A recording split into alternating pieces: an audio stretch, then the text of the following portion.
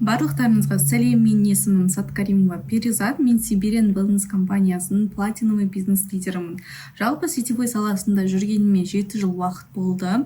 Siberian Wellness компаниясында істеп жатқаныма 1,5 жыл. 1,5 жылда осындай үлкен топовый рангқа жетіп отырмын. Компаниядан 25 миллион, 38 миллион премияларын иегерімін. Ең алғаш сетевойда бастаған бетте мен декретте отырып, кішкентай 1 айлық бөпемен бастаған едім. Басқа қыз келіншектер сияқты мен де табыс тапқым келді. Күйеуіме көмектескім келді. Сол себепті мен желілік бизнеске қадам бастым. Әрине, басында бәрі оңай болған жоқ. Мен қаншама отказдар естідім, қаншама қарсылықтар естідім. Бірақ та егер сіз сол қарсылықтармен дұрыс жұмыс жасай алсаңыз, сіз үлкен команда құра аласыз. Сіздің командаңызға келген әрбір адам міндетті түрде басында қарсылық айтуы мүмкін. Ой, менің қолымнан келмейді, менің ақшам жоқ, мен заказ жасауға ай сайын заказ жасағым келмейді деген сияқты түрлі күйеуім қарсы деген сияқты түрлі сылтаулар айтуы мүмкін, иә. Бірақ та сіз сол қарсылықтарға дұрыс жауап беріп, дұрыс жұмыс жасай алсаңыз, сол адамның ойын өзгерте аласыз. Бүгінгі біздің тақырып осы қарсылықпен жұмыс жасау. Жалпы бүгінгі сабақтың мақсаты қарсылық деген не екенін түсіну, клиент қарсылығына дұрыс реакция беру және диалогты жоқтан яға қалай айналдыра аламыз. Сабақты соңына дейін көрген адамдар міндетті түрде қарсылықпен қалай дұрыс жұмыс жасау керек, жоқ деп тұрған адамды қалай яға айналдырып, рекордқа айналдыруға болатынын түсінетін болады. Сондықтан да баршаңызға сәттілік. Жалпы қарсылық дегеніміз не? Қарсылық бұл жоқ емес, бұл адамның ішкі күмәні, сенімсіздігі, қорқынышы. Көбінесе мен түсінбедім, сенбеймін, қорқамын деген сияқты ойдың белгілері. Қарсылық қайдан пайда болады? Бұрынғы теріс тәжірибеден. Мысалы, кезінде ол басқа компанияларда болып, ол жерде дұрыс ақпараттың берілмеуінен, мүмкін оның қолынан келмеген шығар ол кезде, иә. Сол себепті ол қазір сізге отказ беріп отыруы мүмкін. Бірақ та әр компанияның өзінің ерекшелігі бар. Біздің Сибирский здоровье компаниясында алғашқы күннен табысқа шыға аласыз. Кез келген адам бұл жерде үлкен табыстарға, миллиондарға жете алады. Және сіз кімсіз, қайда тұрасыз, оның бәрібірде барлығы сіздің ниетіңізге, желанияңыз болса, табыс табам деген ниетіңіз болса, Siberian Wellness компаниясында кез келген адам бизнес жасап үлкен миллиондаған табыстарға жете алады. Сондықтан да әр компанияның өзінің ерекшелігі бар. Неге бұл жерде жасап көрмеске? Егер кезінде қолынан келмесе, осы жерде міндетті түрде сенің қолынан келеді деген сияқты адам сізге қарсылық айтуының себебінің бірі ол бұрын басқа жерде оның қолынан келмеді, сол себепті сізге қарсылық айтуы мүмкін. Екіншіден, белгісіздік, ақпараттың жетіспеуінен. То есть ол әлі сетевой не екен дұрыс түсінбейді, ол әлі білмейді бұл жерде үлкен табыс бар екенін деген сияқты адамдарға бұл компания туралы толығырақ ақпарат айтқан бетте, может ол продукцияға келеді, может бизнесқа келеді. То есть ақпараттың жетіспеушілігінен адам қарсылық айтуы мүмкін. Үшіншіден, өзіне сенімсіз болғандықтан адам көбінесе менің қолымнан келмейді, маған қайда бұл жұмыс деп ойлауы мүмкін. То есть сіз сол адаммен жұмыс жасай отыра, оның ойын өзгерте аласыз. Қоғамдық пікір, стереотиптер, мысалы, көп адамдар ойлайды, ой, сетевойда сату керек, ол жерде адам шақыру керек, адамдардың артынан жүгіру керек деп. Жоқ, мысалы, мен ешкімге ештеңе сатпаймын. Мен тек өзіме, бала шағама витаминдер аламын, өзім қолданамын, бас жуамын, тіс жуамын деген сияқты сол заттарды өзім қолданамын және сонымен бизнес жасап отырмын. То есть мен ешкімге ештеңе сатып отқан жоқпын. Мен команда құрамын, мысалы, және ешкімнің артынан жүгіріп отқан жоқпын. Сетевой бизнес бұл нағыз әдемі бизнес. Қазіргі заманның талабына сай. Сондықтан да сол стереотиптердің стереотипке байланысты адам ойын өзгерте алсаңыз, ол адам міндетті түрде сіздің командаңызға келу әбден мүмкін. Ақша, уақыт, отбасы сияқты түрлі сылтаулар айтады адамдар. Ең жиі кездесетін қарсылықтар ол менің уақытым жоқ, менің ақшам жоқ, менің күйеуім қарсы, бұл пирамида ма, мен сата алмаймын, менде таныс көп емес, өзіме сенбеймін. Осындай көбінесе біз қарсылықтарды естиміз адамды командамызға шақырған бетте. Егер сіз осы қарсылықтарға дұрыс жауап бере алсаңыз, олармен дұрыс жұмыс жасай алсаңыз, ол адамның ойын өзгерте аласыз. Қарсылықпен жұмыс істеудің 3 нақты қадамы бар. Ең біріншіден сізге адам қарсылық айтып тұрған бетте сіз оны до конца тыңдауыңыз керек. То есть біз адамды бірінші тыңдаймыз, толығымен айтып бітсін. Одан кейін соның қарсылығына біз келісеміз. Қарсылықты теріске шығармаймыз. Мысалы түсінем, мен де солай болғанмын деген сияқты сіз сол адамның положениясына кіру керексіз. Мысалы адам сізге айтады, ой, менде уақытым жоқ, мен үйде бала шағамен миым ашиды, мен тем более андай сетевой жасай алмаймын, менде вообще уақыт жоқ деп айтады. То есть сіз соған тыңдайсыз до конца. Сосын айтасыз, мен сені түсінемін, мен де үйде бала шағамен отырған анамын ғой. То есть сіз онымен келісесіз, соның положениясына кіресіз. Мен сізді түсініп тұрмын, мен де сіз сияқты үйде отырған анамын. Бірақ та мен жолдасыммен көмектескім келді. Үйге, отбасына қандай да бір табыс әкелгім келді деген сияқты. Сіз сол адамның положениясына кіресіз де, әрі қарай өзіңіздің нақты қысқа сенімді жауап беру керексіз сол адам. То есть біз ең біріншіден қарсылықпен жұмыс жасайтын кезде 3 ереже бар. Оның ең біріншісі тыңдау керек, одан кейін келісу керек және сол адамға нақты жауап беру керек. То есть сразу біз оған жоқ деп шықпаймыз, ең бірінші оны тыңдаймыз, соның положениясына кіреміз, сонымен келісеміз, содан кейін оған нақты жауап береміз. Қарсылықтардың негізгі 7 түрі бар. Уақытқа байланысты қарсылық. Мысалы, менде уақытым жоқ, балалармен бос емеспін, қазір қолым тимейді. Мағынасы адамда бұл жерде уақыт жоқ емес, просто мақсат анық емес.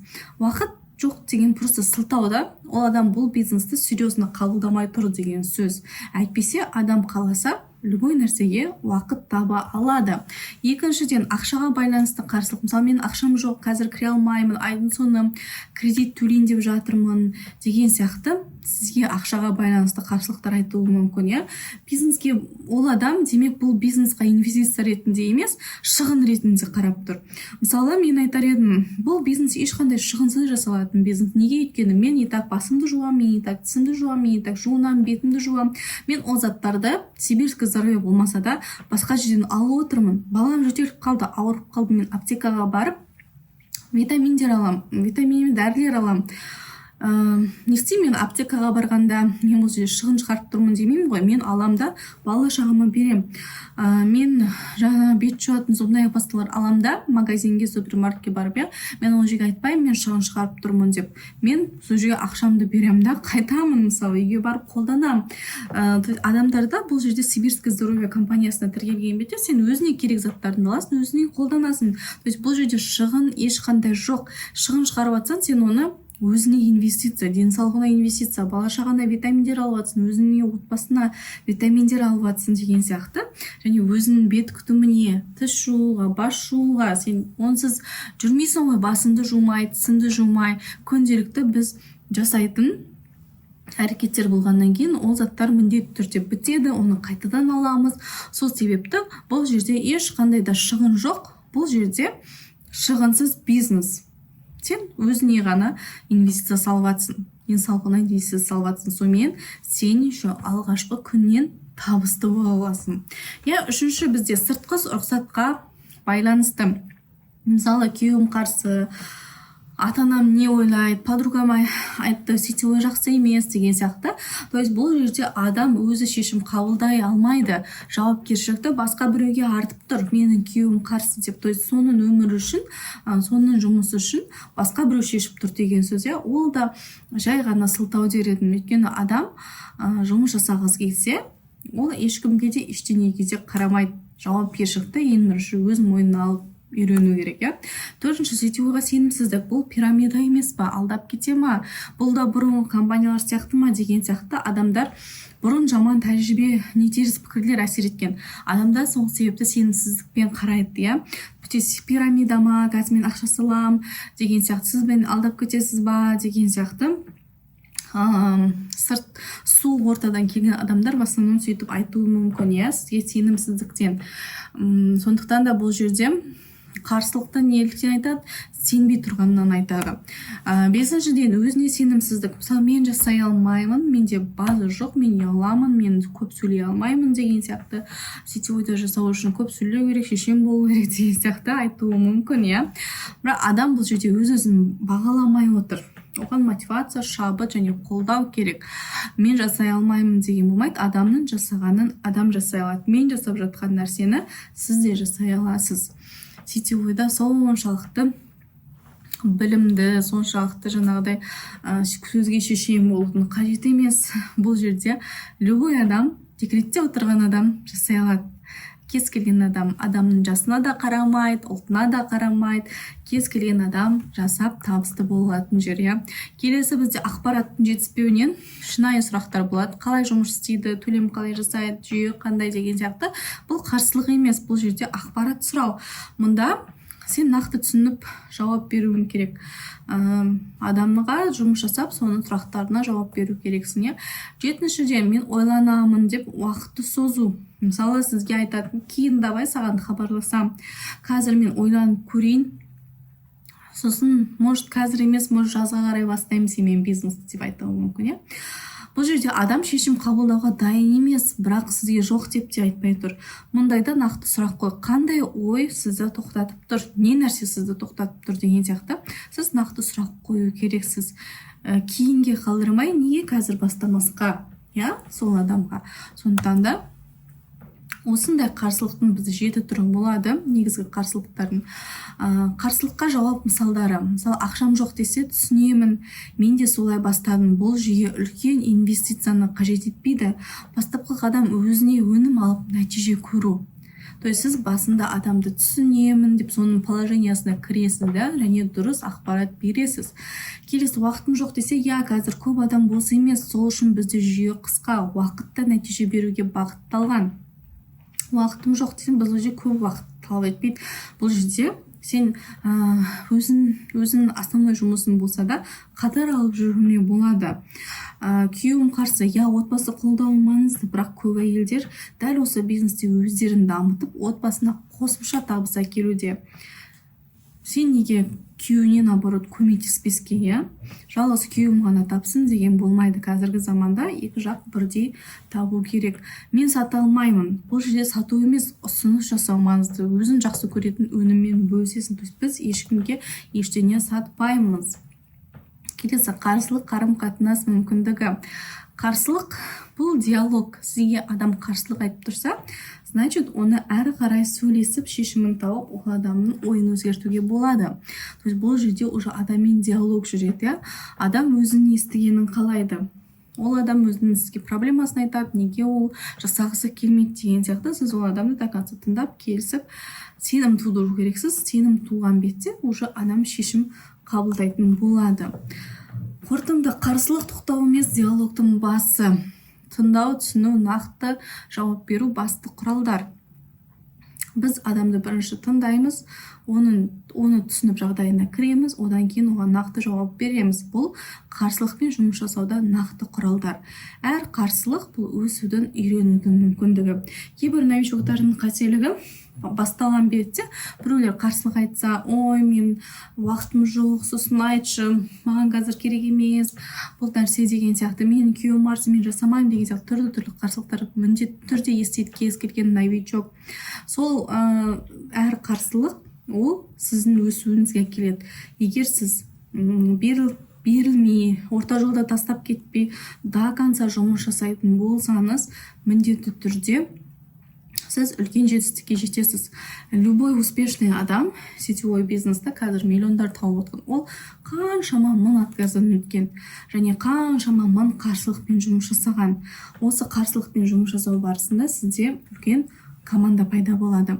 Сен тыңдай білсең, түсіне білсең, клиент саған сенім артады. Ең бастысы, әр адаммен жұмыс жасаймыз, әр адам әртүрлі, әр адамға әртүрлі подход керек, иә. Әр адам положениясына кіріп, дұрыс ақпарат берсеңіз, кез келген адам сізбен жұмыс жасауға келісетін болады. Ең бастысы, мақсатыңыз айқын болсын, мақсатыңыз анық болса, сіз бұл бизнесті ешқашан тастамайсыз. Ешқандай қиындыққа қарамастан сізде үлкен жетістікке жететін боласыз. Ең бастысы, өзіңізге сеніңіз, компанияға сеніңіз және әрекетіңізді тоқтатпаңыз. Баршаңызға сәттілік.